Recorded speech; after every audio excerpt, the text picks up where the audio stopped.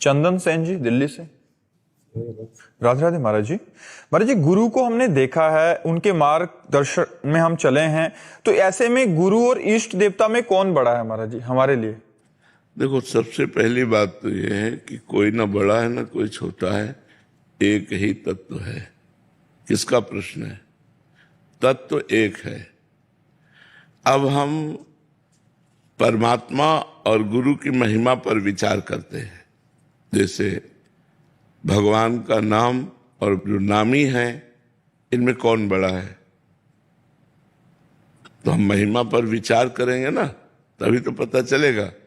तो महिमा में पता चला कि भगवान जब अवतार लेते हैं तब लोगों का कल्याण करते हैं, लेकिन नाम जप कर घोर पापी अभी भी कल्याण को प्राप्त हो रहे हैं। घोर पाप करने वाला भी यदि भगवान का नाम जप करने लगे तो परम पद का अधिकारी हो जाता है। तो भगवान कभी युग में अवतार लेते हैं, तब आकर जन कल्याण करते हैं, लेकिन नाम तो आज भी जन कल्याण कर रहा है। अच्छा, भगवान कुछ का कल्याण करते हैं, नाम तो लाखों का कल्याण कर रहा है। जब हम महिमा देखते हैं तो भगवान से बढ़कर भगवान का नाम है। ब्रह्म राम ते नाम बड़ वरदायक वरदान। ब्रह्म राम से भी बढ़ करके राम का नाम, राम ते अधिक राम कर नाम, राम न सके नाम गुण गाई, इतनी महिमा।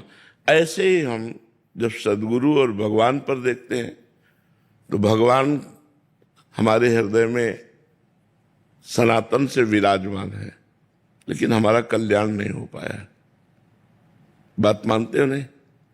भगवान सनातन से हमारे हृदय में विराजमान है, पुरातन से विराजमान है। चाहे हम जिस योनि में गए हों, भगवान सबके हृदय में रहते हैं। तो भगवान के हृदय में रहते हुए भी हमारा कल्याण नहीं हो पाया। वही भगवान जब गुरु रूप धारण किए, वही भगवान है, दूसरा कोई नहीं है। बन्नो गुरुपद कंज कृपा सिंधु नर रूप हरि, महामोह तम पुंज जासु बचन रवि कर निकर।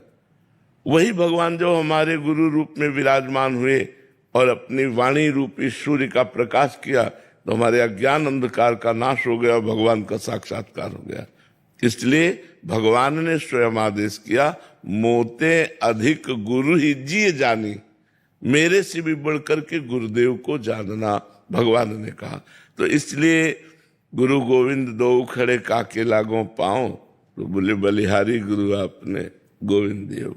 कि गुरुदेव की बलिहारी, जिन्होंने गोविंद जो छुपे हुए थे उनका साक्षात्कार करवा दिया। तो इसलिए एक तत्व होते हुए भी, जैसे नाम और नामी अभेद होते हुए भी नाम बड़ा है, ऐसे गुरु और इष्ट अभेद होते हुए भी गुरु बड़ा है। इष्ट और गुरु खड़े हों तो सबसे पहले गुरु की दंडवत होगी, फिर इष्ट की दंडवत होगी। जोगेंद्र जी। शेरवंश महाराज जी। गुरुदेव भगवान, भगवान की माया संपूर्ण संसार में व्याप्त है। आप श्री के श्री वचनों के अनुसार ये माया भगवत मार्ग में चलने वाले उपासकों पर अपना विशेष प्रभाव दिखाती है महाराज जी। तो महाराज जी, उपासकों पर पड़ने वाला ये विशेष प्रभाव क्या उपासकों द्वारा किए गए भजन से शुद्ध चित्त द्वारा अनुभव किया गया माया का प्रभाव है या कुछ और? क्या जानना चाहते हैं? भगवान, मैं जानना चाहता हूँ कि ये माया जो उपासकों द्वारा किए गए भजन से जो चित्त शुद्ध होता है, तो ये अनुभव में आती है या कोई विशेष? कह रहे हैं कि जैसे उपासकों का हृदय शुद्ध हो जाता है तो उनको विशेष अनुभव में आता है। हाँ, विशेष। जैसे पीठ में तिनका गिरे तो समझ में नहीं आता, लेकिन आंख में गिरे छोटा सा तो बहुत बड़ा समझ में आएगा ना। ऐसे ही जो माया में गिरे पड़े हुए हैं, उनका हृदय पीठ जैसा है और साधकों का हृदय आंख जैसा है।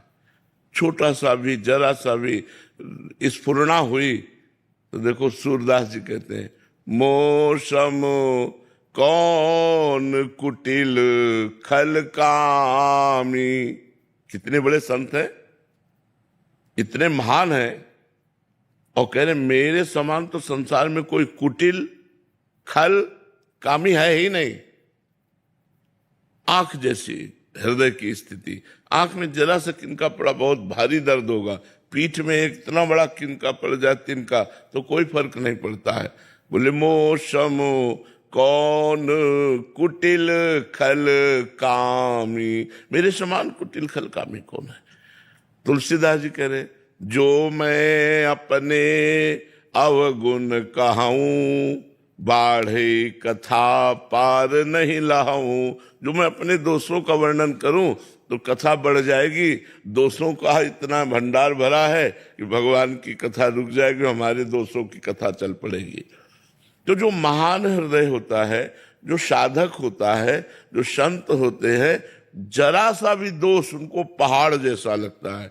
और जो माया में फंसे हुए लोग हैं, पहाड़ जैसा दोष उनको लगता ही नहीं कि दोष है। इसलिए विचार करके कहा गया था कि संत और साधकों के हृदय में माया का विशेष प्रभाव पड़ता है, क्योंकि वो अत्यंत कोमल और ज्ञान युक्त होते हैं।